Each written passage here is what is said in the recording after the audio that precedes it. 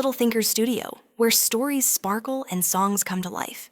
Are you ready for today's adventure? Let's go. This story has 3 parts. First, we'll hear what happened from Buzzby's point of view. Buzzby didn't mean to break it. He really didn't. It was just sitting there. Mrs. Bell's little sand timer. The one she used for quiet time. He was waiting for class to start. Tapping his pencil, tapping the edge of the desk. Tapping the timer just a little. Just to see the sand move. But then, crack. A hairline split down the side. Then, a hiss. Tiny grains of sand began to spill. Buzzby froze. He looked around. No one had seen. The room was still empty.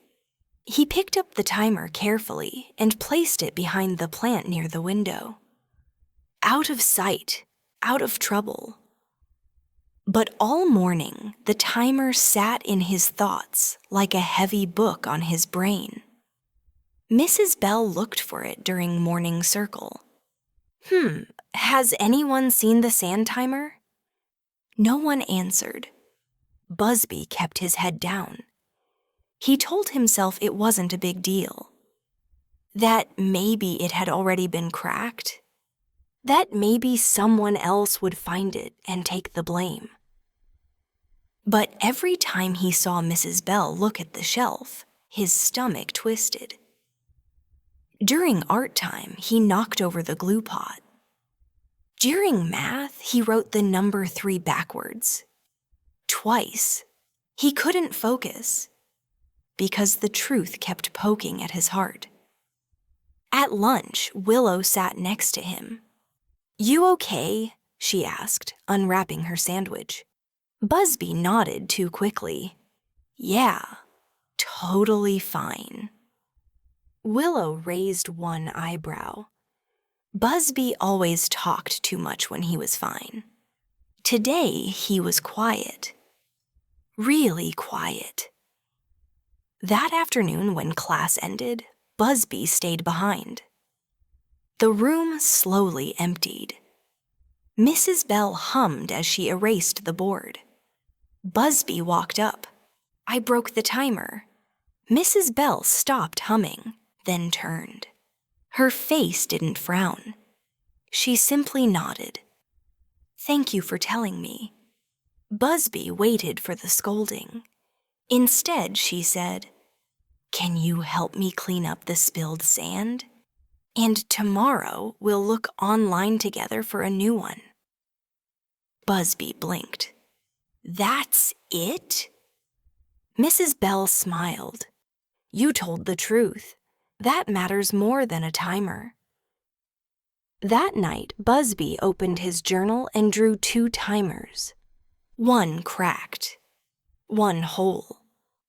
Between them, he wrote, "The break wasn't the end.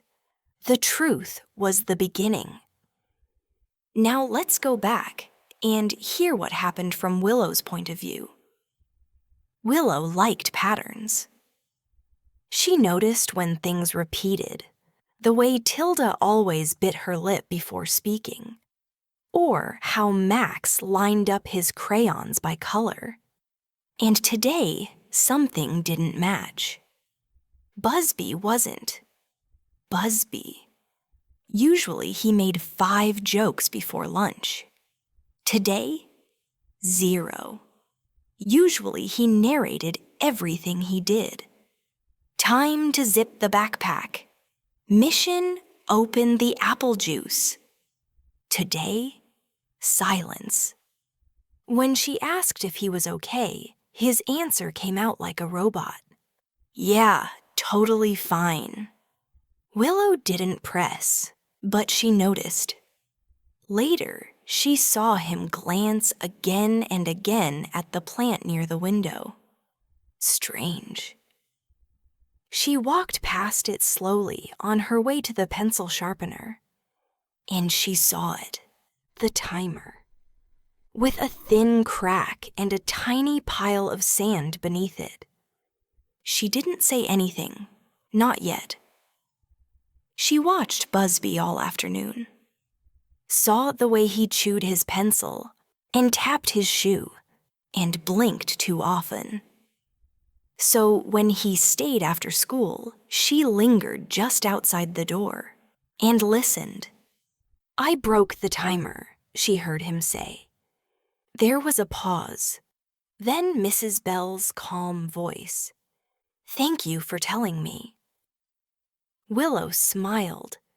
That night in her journal, she wrote, "Sometimes the bravest thing you say is the thing you are most afraid to." The next morning, Buzzby handed Willow a note. It said, "You knew, didn't you?" She nodded. "I'm glad you told." Now it's your turn. Here are 3 questions for you and your grown-up to talk about together. Have you ever made a mistake and tried to hide it? How did it feel? And what happened when the truth finally came out?